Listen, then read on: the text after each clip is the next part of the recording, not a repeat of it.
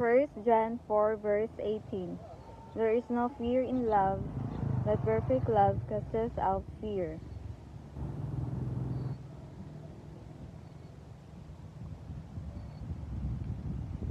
Because fear has torment. He that feareth is not made perfect in love.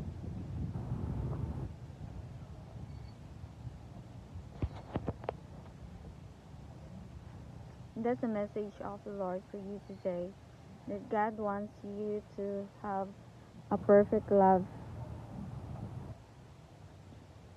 in Him. And He doesn't want you to have fear, but God wants you to have confidence in Him. And God wants you to follow Him as always and to maintain a good relationship to Him. Thanks for watching my video and God bless you all.